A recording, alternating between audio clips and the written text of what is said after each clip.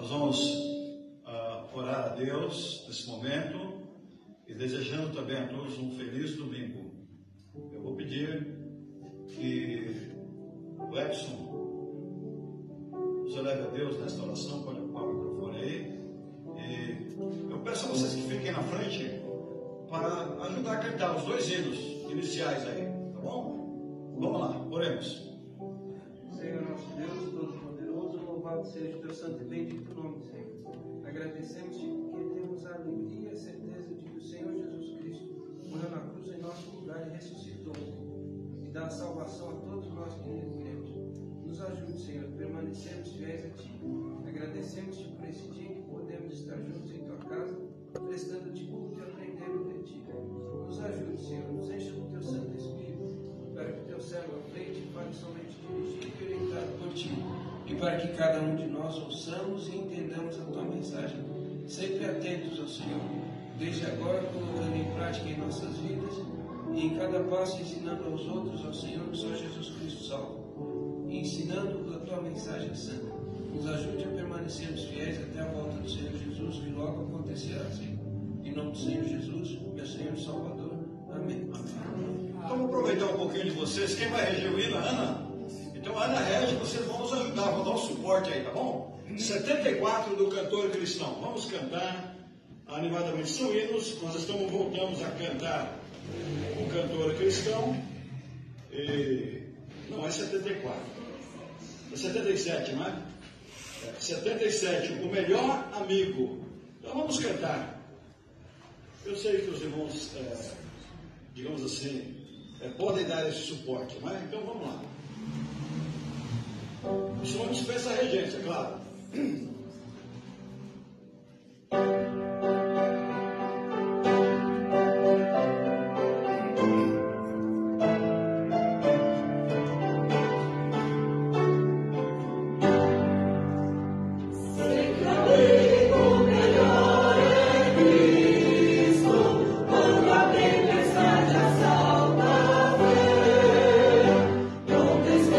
Sua mão tranquiliza o coração.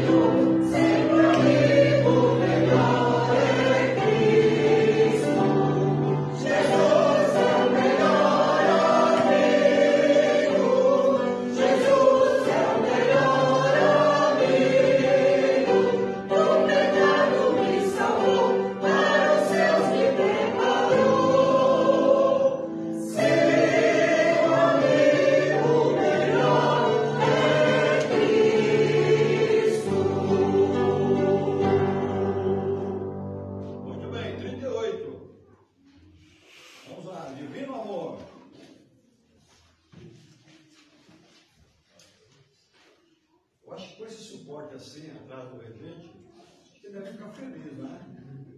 Eu.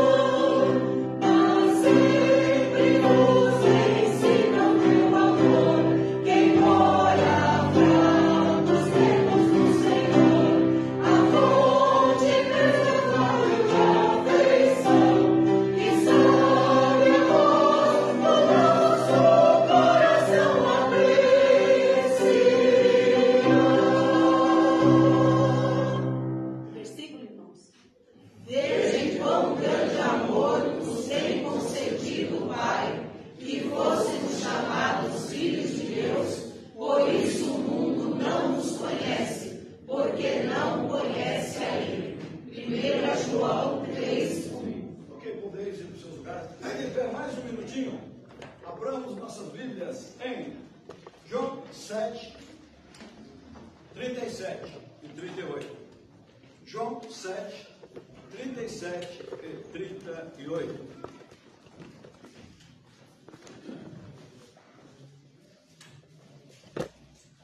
Isso, quem não aguentar pode ficar sentado, não tem problema não. João 7, 37 e 38. Vamos ler bem bonito, todo mundo junto aí.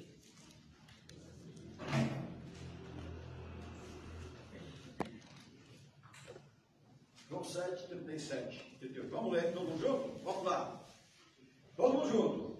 E no último dia, o grande dia da festa, Jesus pôs-se em pé e clamou, dizendo: se alguém tem sede, venha a mim e beba.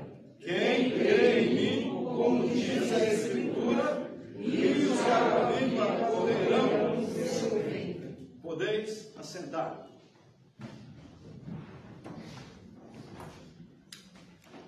Gostaria de conversar um pouco com todos vocês nesta manhã sobre o assunto: a igreja precisa de um avivamento. Quando digo isto, digo a igreja no Brasil, e digo as igrejas locais, e digo também a nossa igreja. Gostaria de dizer para os irmãos que essa palavra avivamento, ela é muito confundida hoje.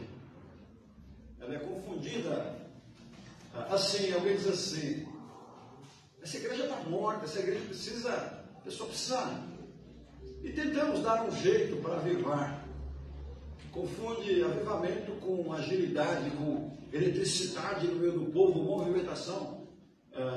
Biblicamente isso não tem nada a ver, né? E aí criamos corpo de baile, corpo não sei do que, vai inventando coisa para a igreja. E vamos inventando coisa. Mas na verdade, uma definição bem curta e rápida da palavra se ela precisa de um avivamento, é porque ela está sem vida. E a definição rápida é: avivamento é tornar a trazer a vida. É tornar a trazer a vida aquilo que está morto. E eu gostaria que os irmãos refletissem. Como é que você, pessoalmente, em sua vida cristã, está se sentindo? Como é que você está vendo a igreja de hoje? No geral, as igrejas locais e a sua igreja e a sua vida. Porque a gente não pode desassociar a igreja da nossa vida. Conhece aquela história, não é? E todo mundo falava assim: a igreja está morta, a igreja está morta. E o pastor ficou ouvindo aquilo: a igreja está morta. Então um dia ele encomendou um caixão. Dizem que isso aconteceu. Botou o caixão lá na frente. Falou: vocês estão falando que a igreja está morta, nós vamos fazer a cerimônia fúnebre da igreja e vamos enterrar a igreja.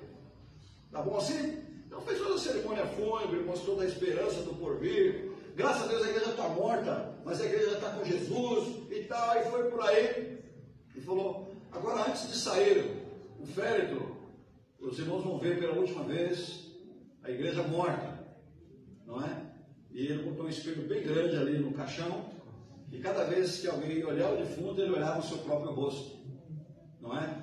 Então, a igreja somos nós. A gente aponta para os outros e fala: a igreja está morta, a igreja está morta. Mas será que não somos nós que estamos mortos? A igreja é composta de cada um de nós. E, às vezes, nós precisamos retomar a vida, nós precisamos ter vida. E o avivamento da igreja começa em nós. Tem um hino do HCC que diz assim: a começar em mim, eu prometo a meu Senhor que a cada passo que eu der, Ele vai por aí fora. A começar em mim. Há um outro hino também, esse hino, não sei se tem em português, mas diz assim, que o avivamento começa no púlpito e atinge os bancos também. Mas por mais que o púlpito tenha boa vontade, os bancos precisam reagir também. Já sabe, né? Não estou falando dos bancos literais. Aqueles que estão assentados nos bancos. Não precisa só o pastor se emocionar com a palavra. Não, né? Então todos precisamos, não é? Reagir à palavra, reagir ao desafio de Cristo. A introdução aqui é maior que o sermão, tá? A introdução aqui é muito grande, é uma página aqui, a nossa introdução. Então, irmãos, a igreja precisa de um avivamento genuíno dos céus. As pessoas estão secas. As pessoas, os crentes, precisam da água. Precisam da água de Jesus. Estão secas em suas atitudes. Estão secas em seu amor. Insensíveis diante da triste realidade que a igreja enfrenta e que o mundo enfrenta. Então, o texto que lemos é uma convocação de Jesus para que os crentes busquem um avivamento, mas busquem no Senhor Jesus. Pedro conclama uma necessidade de avivamento lá em Atos capítulo 3, versículos 19 e 20. Ele diz assim: arrependei-vos, pois, convertei-vos para que sejam apagados os vossos pecados, e venham assim os tempos de refrigério pela presença do Senhor, e envie ele a Jesus Cristo, que dantes foi pregado. Primeira palavra de arrependimento é: arrependei-vos. Arrependei-vos dos vossos pecados, chorai pelos vossos pecados. É uma palavra bíblica. Para quê? Para que venha tempos de refrigério e depois vocês gozem da presença do Senhor. A ausência do Senhor traz fome para a igreja. A ausência do Senhor traz sede para a igreja. Traz fome para as nossas vidas. Traz sede para as nossas vidas.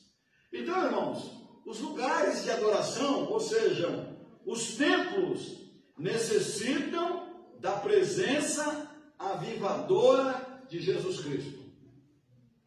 Não adianta só falar que o culto está frio. Não adianta falar que a mensagem não tem poder. Não é? Isso não resolve, tá? É preciso ação de cada um de nós, é preciso ação de cada crente. Então, irmãos, precisamos renovar o nosso amor. João disse dispara um alerta solene à igreja de Éfeso, dizendo que eles precisavam ser renovados.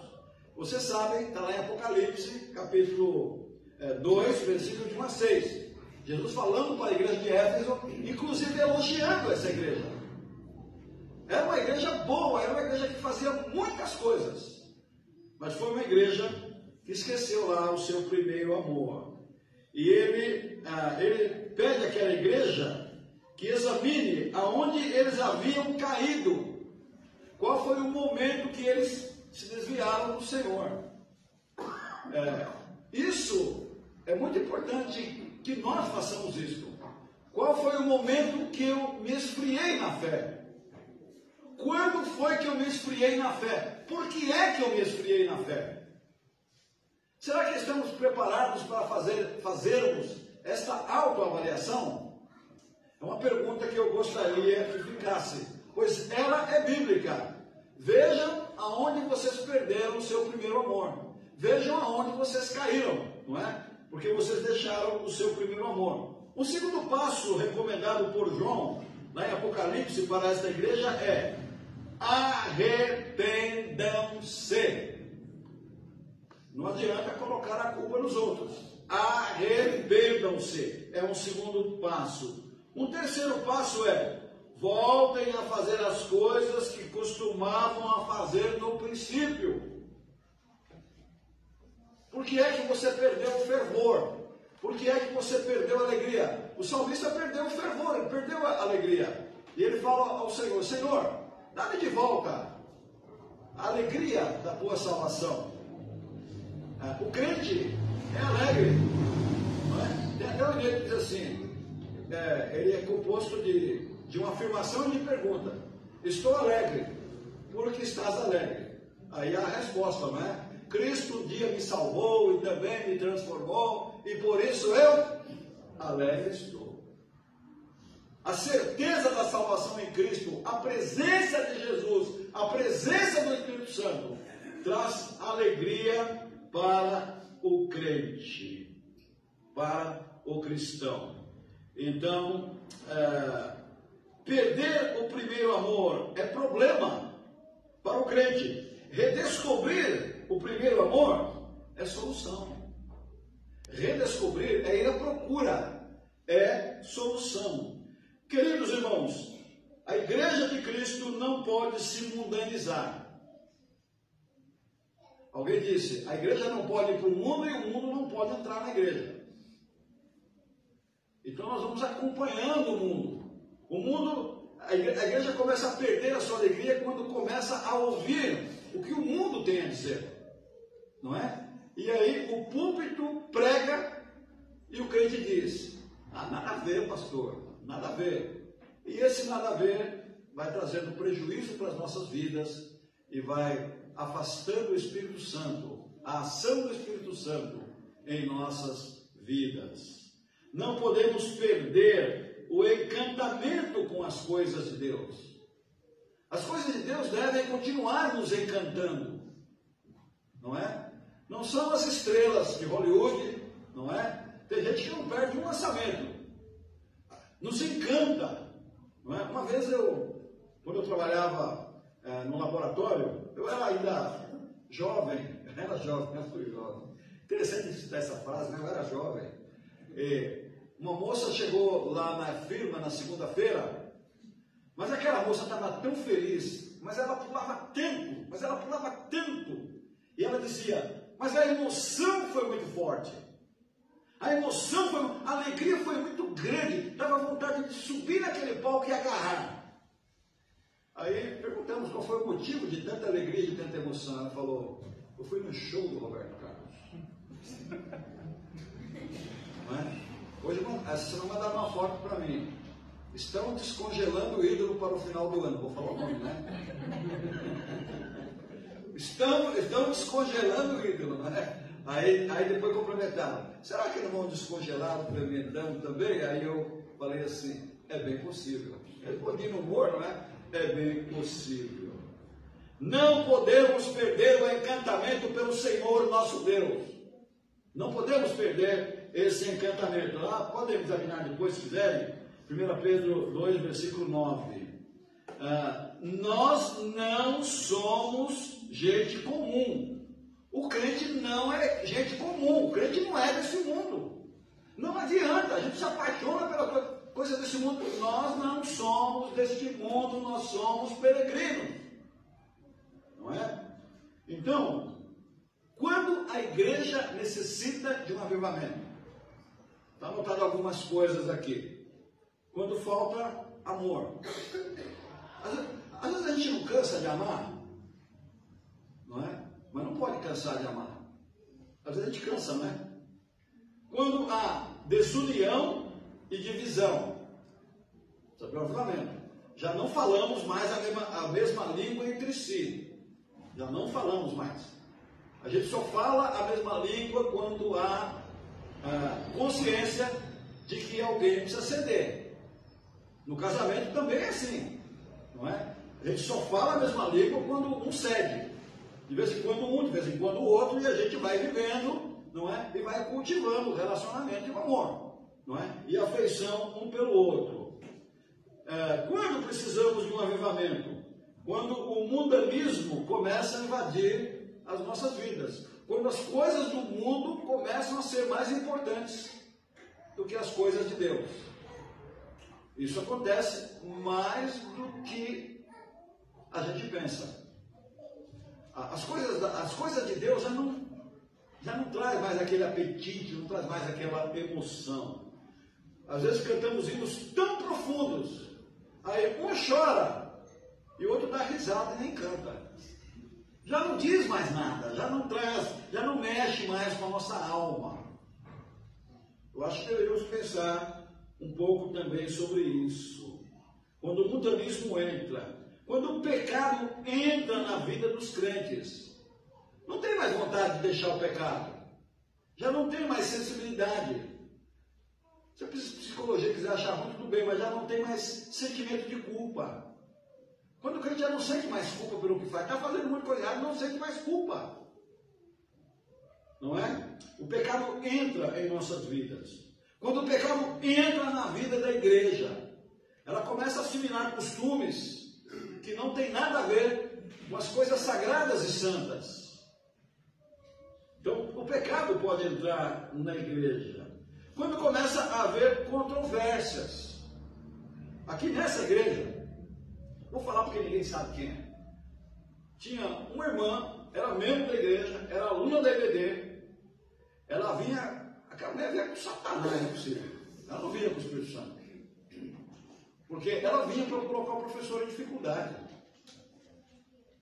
Tá bom, fica em casa, mano. Fica em casa, meu irmão. Não vem fazer isso na igreja. Ela vinha para colocar o professor em dificuldade. Ela procurava questões assim controversas e uma vez foram me chamar, não sei onde eu estava, foram me chamar, fulana está lá e o professor não sabe o que fazer, está desesperado. Então ela fazia questão. Eu chamei ela, eu falei, irmão, para com isso. Mas isso não, só para vir assim. Olha, infelizmente, teve que ser disciplinada, e infelizmente foi para o mundo, vive ainda, mas vive uma vida amarga, uma vida de derrotas. Porque isso é uma fé. Querer criar desunião na igreja, querer pôr o outro irmão em dificuldade, o que é isso? Então, uma igreja quando chega a esse ponto, ela precisa de um avivamento. Controvérsia e discórdia. Eu vou citar uma coisa que não foi eu quem falei, para vocês não pensarem que o pastor está se defendendo, não é? Charles Spurgeon, batista, chamado de o príncipe dos pregadores. Ele disse o seguinte para o povo da sua igreja lá na Inglaterra. Ele disse assim: é hora de parar de reclamar de seus pastores. É hora de parar de encontrar defeitos na igreja. É hora de começar a clamar em oração intercessória. Ó Senhor, ajuda a tua obra em mim, aviva a tua obra em mim. Charles Spurgeon, que disse isso.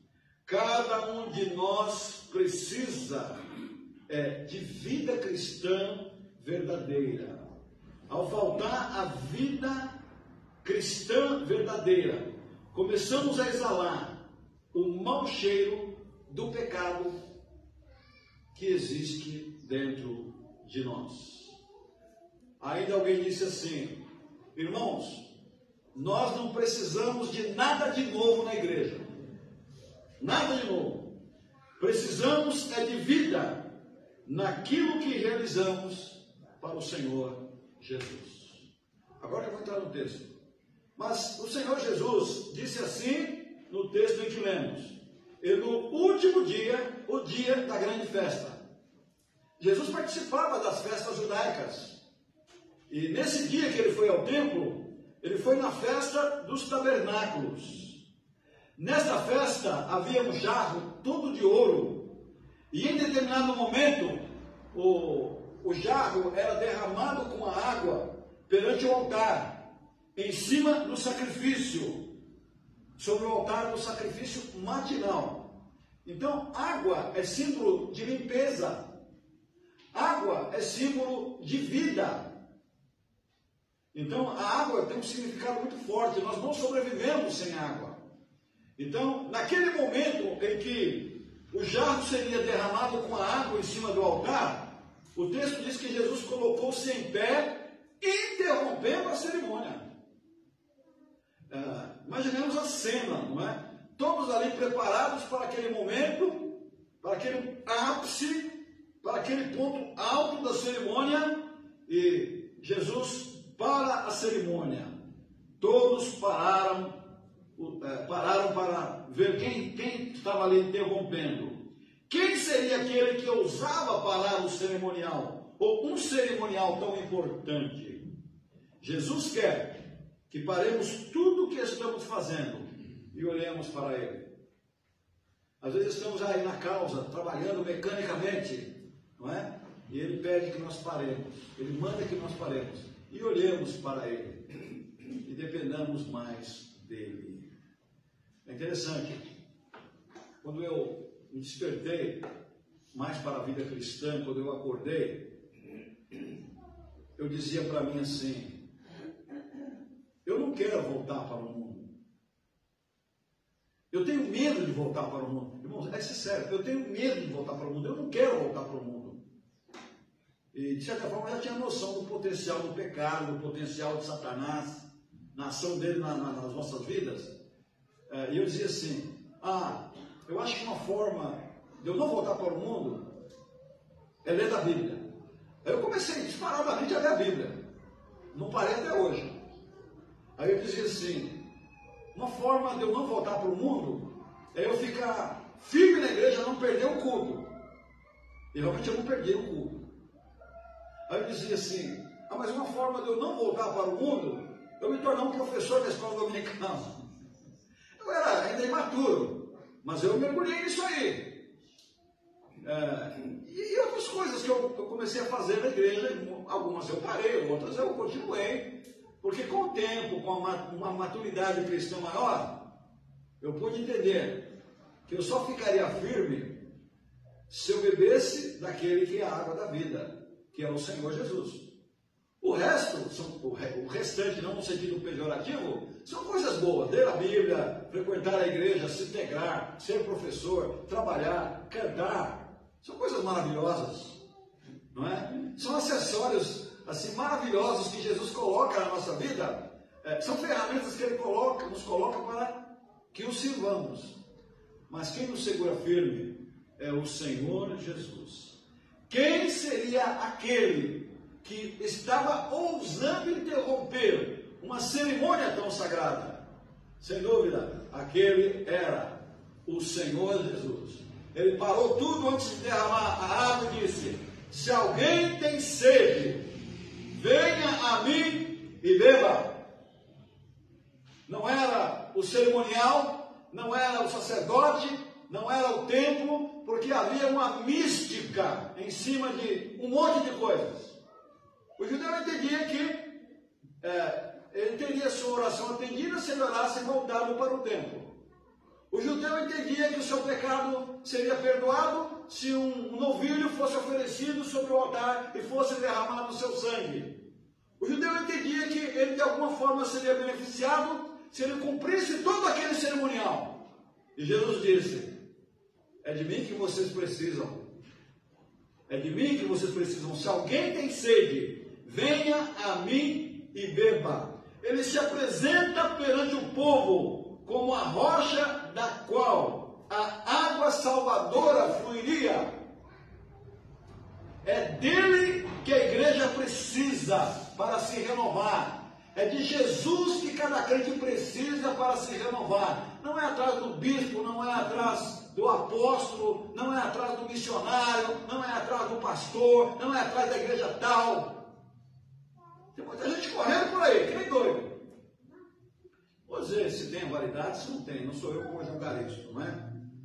Mas se você não colocar a devoção da sua vida, se você não almejar por um crescimento na graça do Senhor Jesus, e por incrível que pareça, estamos às vezes com os olhos espetados em cerimoniais que não tem nada a ver. Eu vou naquela porque tem um louvor legal, vai. Vou naquela porque tem um pastor legal, vai. Vou naquela porque tem conforto, vou naquela porque tem um plano didático para a minha família, vai. Jesus fala assim: parem com isso. Se alguém tem sede, venha a mim e beba. É de Jesus que a igreja precisa. É da água de Jesus que nós precisamos para a nossa vida. Não importa o tamanho da igreja. Uma vez perguntaram para Paul Washer, acho que eu falei com você sobre isso. Paul Washer, perguntaram para ele, não sei se foi para ele, acho que foi para ele que perguntaram: pastor, qual a melhor ou a maior igreja do mundo? Não, qual o maior pregador do mundo, se não me engano? Qual o maior evangelista do mundo, pregador do mundo? Ele falou assim: você não conhece, nem eu conheço. Talvez seja o pastor de uma igreja de 10 membros. Paulada, hein? Porque a gente entende que o maior pregador e uma maior igreja é uma igreja de 100 mil membros. Ele falou: talvez o maior pregador do mundo seja pastor de uma igreja que contenha 10 pessoas. Vejam como é que é invertido o nosso conceito com o conceito de Deus, não é? Muito bem, meus irmãos. Jesus disse: quem crê em mim, como diz a Escritura.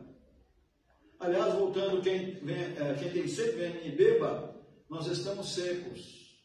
Talvez estejamos secos. Talvez secos no nosso relacionamento com Deus. Talvez secos com o relacionamento com os homens. Talvez secos em nosso relacionamento conosco mesmo. Já não sentimos mais nada, estamos insensíveis. Tem crente que está insensível? Eu não sei. Quem tem que saber disso é cada um de nós. E Jesus disse: quem crê em mim, como diz as Escrituras. Jesus é o centro de nossa crença. Jesus é o centro de nossa fé. Jesus é o centro de nossa vida. Jesus é a expiação dos nossos pecados. Jesus é aquele de quem precisamos para voltarmos a viver. Para voltarmos a viver.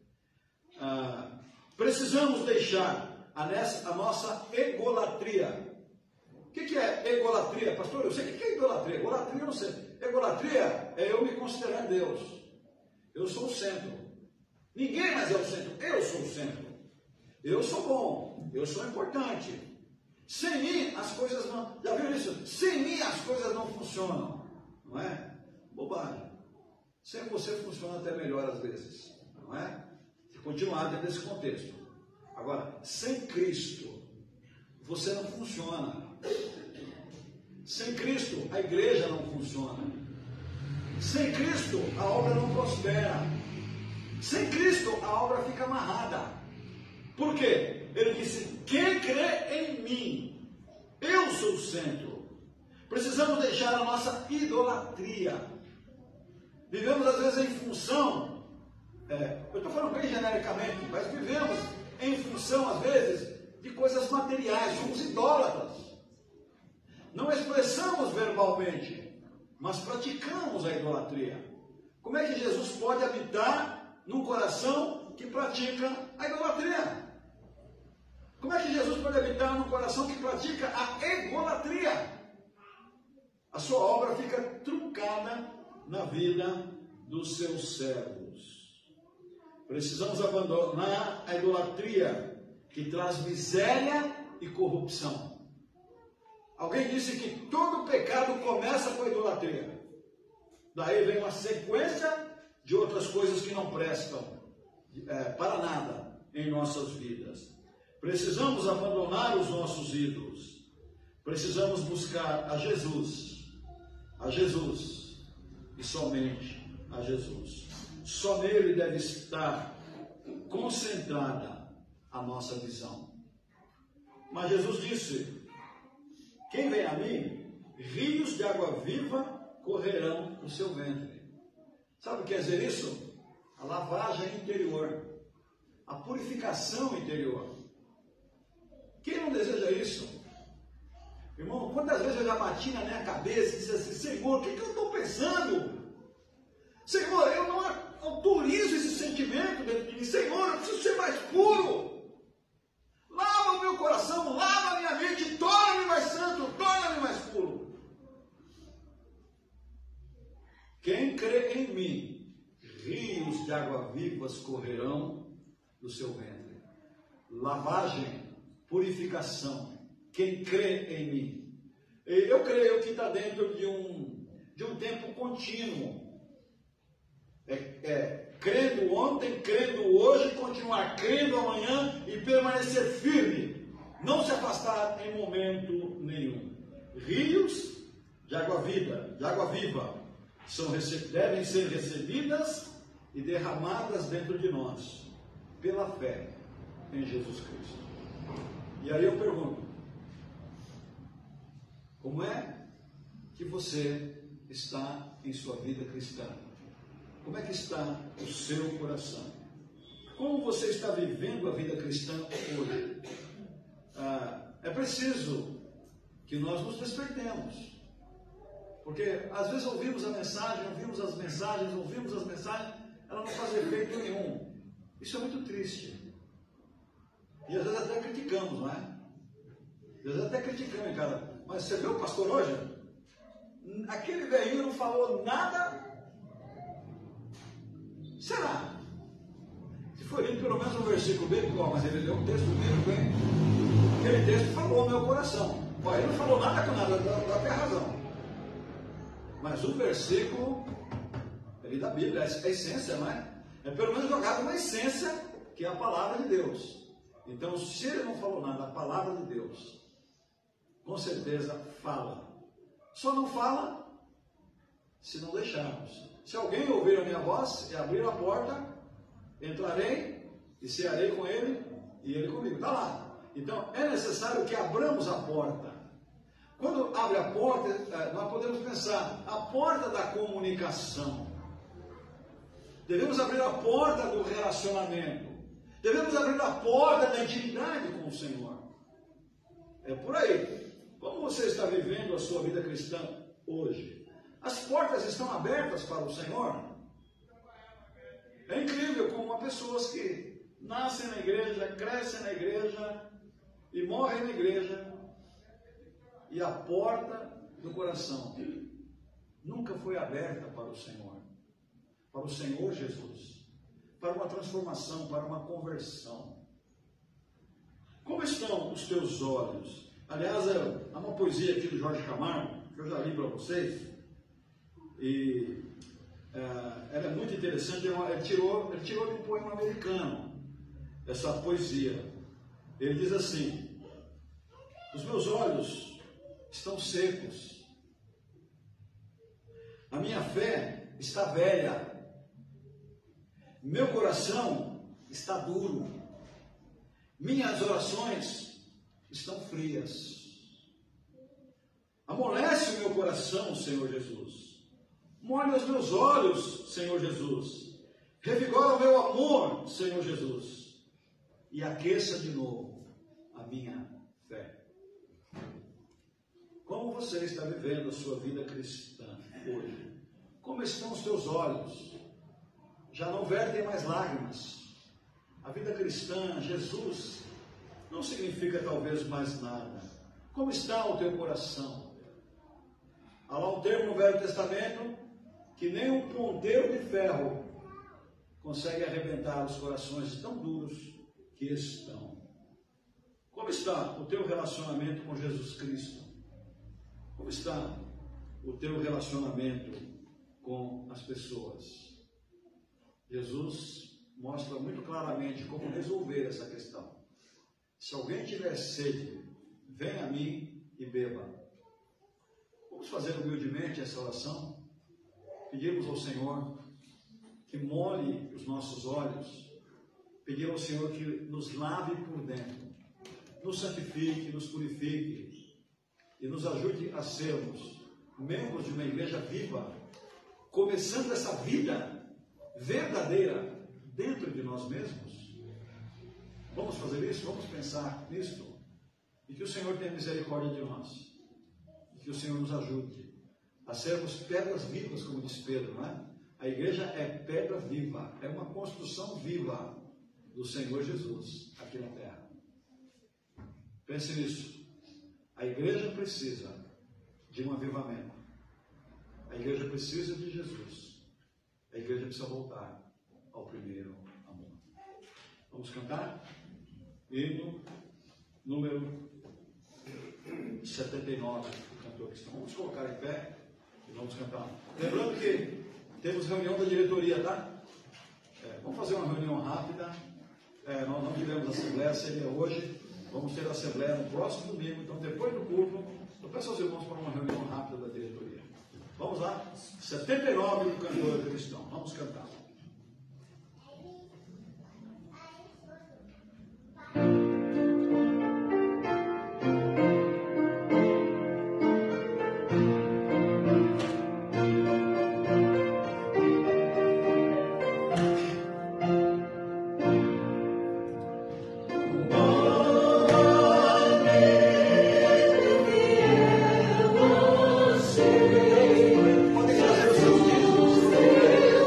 Oh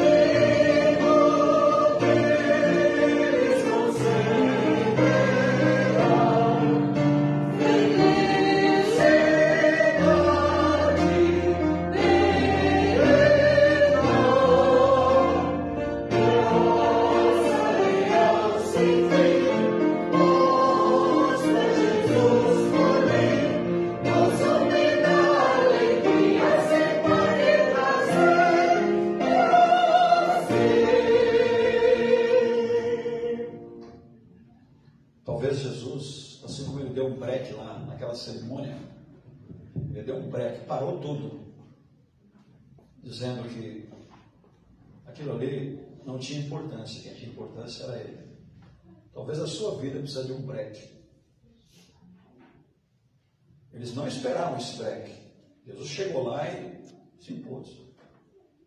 Não espere Jesus dar o break, dar uma interrompida. Venha para ele antes. Eu diria que é bem melhor você vir para ele antes. Jesus dá, hein? Não estou ameaçando ninguém, não. Mas se você é servo do Senhor, ele dá um break. Fala, escuta, eu estou aqui, sou eu, tá? Sou eu o centro da sua vida. Pode parar tudo aí, pode vir para cá.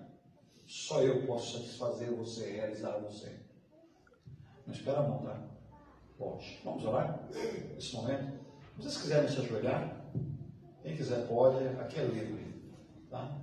Quer se ajoelhar, pode. Quiser sentar, pode, fica à vontade. Nós vamos orar, tem um momento que você vai orar. Senhor, é o momento do Senhor dar um break na minha vida. Senhor, a minha vida está aqui, diante do Senhor. Faça essa oração. Vamos lá.